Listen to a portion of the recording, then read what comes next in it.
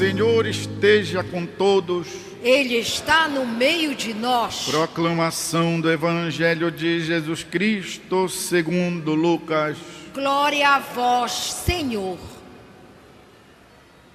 Naquele tempo, Jesus entrou no templo e começou a expulsar os vendedores e disse: está escrito, minha casa será casa de oração. No entanto, vós fizestes dela um antro de ladrões. Jesus ensinava todos os dias no templo. Os sumos sacerdotes, os mestres da lei e os notáveis do povo procuravam um modo de matá-lo, mas não sabiam o que fazer, porque o povo todo ficava fascinado quando ouvia Jesus falar. É palavra da salvação. Glória a vós, Senhor.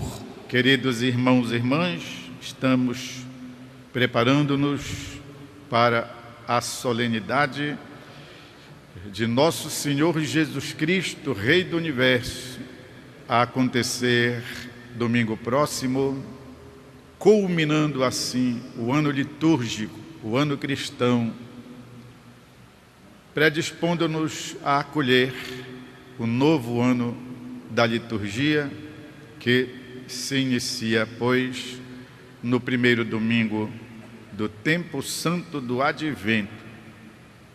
Fizemos, pois, uma caminhada de 34 domingos.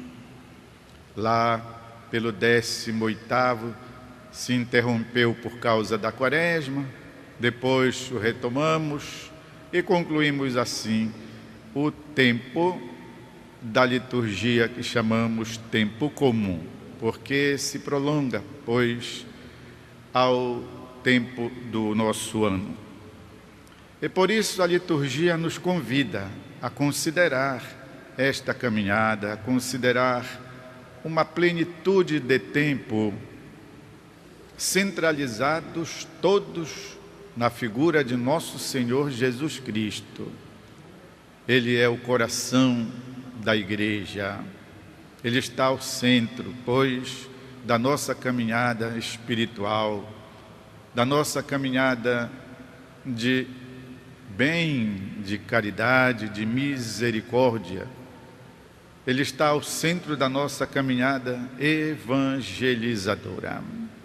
Não existe outro nome debaixo do céu no qual encontramos salvação, a não ser no nome de nosso Senhor Jesus Cristo. É o apóstolo São Pedro que repete, pois, estas palavras tiradas do Antigo Testamento para dizer da centralidade de nosso Senhor. Hoje a palavra de Jesus convida-nos, pois, a voltar a nossa atenção para o templo. E pensando, não é propriamente ao templo magnífico que os judeus construíram em Jerusalém, porque aquele templo foi destruído no ano 70, e desse templo esplendoroso não restam senão 3 metros, onde, pois, é localizado o Muro das Lamentações. 3 metros que sobram do templo original, depois completaram com mais outros, mais tardio. Portanto, Jesus não está, assim, querendo falar do templo feito de pedras.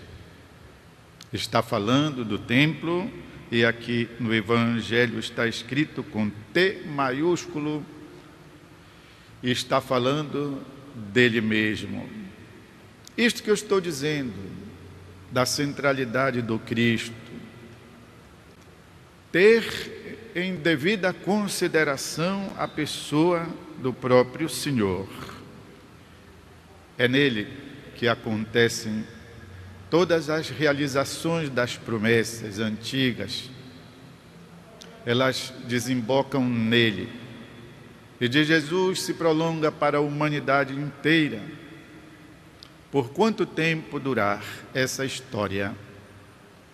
E ela conhecerá, pois, verdadeiramente plenitude quando, no fim dos tempos, assim como nós confessamos no credo e de novo há de vir, Jesus então será tudo em todos. O apóstolo Paulo diz que naquele acontecimento, o último inimigo a ser vencido de vez, eliminado, será a morte, a qual está relacionada ao pecado, conforme o apóstolo também nos ensina. O salário do pecado, pagamento do pecado é a morte. Pois bem, nós na liturgia já antecipamos, pois, esta vitória de Deus, colocando o Cristo como centro da nossa caminhada. Vocês sabem, meus irmãos e irmãs, todos os dias nós recebemos muitas, infinitas propostas, sobretudo através da publicidade explícita ou subliminar, ou seja, ou está lá no outdoor, essa é a propaganda explícita, ou então pode ser que esteja, como dizem, não é, numa insinuação, até num odor, num cheiro, faz-se propaganda do que se quer.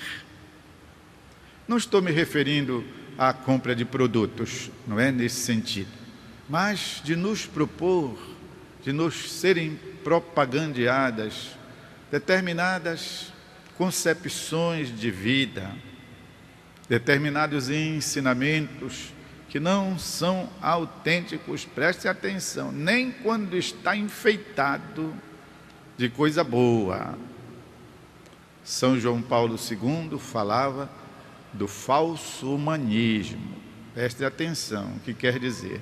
O falso humanismo, aquele ensinamento, parece bom, parece querer defender os direitos humanos, parecem injustos, mas se nós formos escavar profundamente, não é.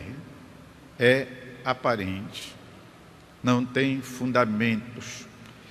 É alguma coisa que de fato não se sustenta diante da verdade do Cristo, que liberta e que salva. Devemos sempre voltar ao centro da nossa fé, ao templo central da nossa fé, que é nosso Senhor Jesus Cristo. E nunca o profanarmos no sentido de abandonar a nossa fé, a nossa religião, os preceitos que aprendemos desde crianças, tudo aquilo que aprendemos do catecismo, das boas pregações que ouvimos, dos bons livros, da correta, justa, santa tradição familiar. Nunca abandonar. O Cristo deve permanecer sempre no centro da nossa existência. Mesmo quando acontecerem, pois, coisas difíceis de nós entendermos, aceitarmos.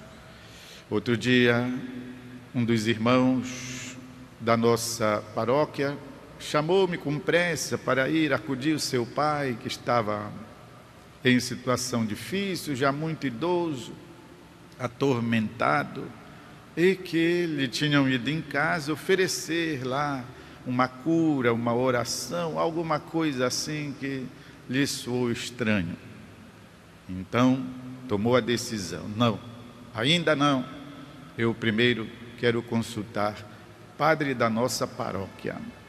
E assim foi feito, de modo que, pelo acudimento daquele nosso irmão dubioso e pela dificuldade pela qual passava, ele pôde ser reconfirmado na sua caminhada, na sua fé, na sua fidelidade. Cristo no centro, Cristo o templo. de modo que nós possamos assim sempre vencer firmes e sólidos na nossa religião, na nossa igreja. E, meus irmãos e irmãs, compreender que em meio às dificuldades da vida sejamos honestos, nada nos falta. Aqui na nossa Assembleia se encontra um grupo de senhoras que tem o nome de Mães que Rezam, de joelhos para que os filhos permaneçam de fé, de pé. Vocês sabem, uma grande atriz disse, ela já rezava, sabe, Pai Nosso, Ave Maria, se benzia, mas que aprendeu a rezar depois que o filho dela cresceu e saía à noite para os encontros, para as baladas, e ela então não dormia enquanto o filho não retornasse. E todo esse tempo ela rezava, invocava, se prostrava, se ajoelhava. Mães que rezam pelos filhos, sob o testemunho de Santa Mônica, mãe do grandioso Santo Agostinho. Cristo ao centro, Cristo em nossa oração, Cristo em nossa casa, Cristo em nossa vida, Cristo em nossa família. O templo central não pode jamais ser fechado, ou menos ainda destruído do meio da nossa história. Eu convido agora meus irmãos e irmãs que façamos um instante de silêncio para, pois, interiorizarmos mensagens divinas.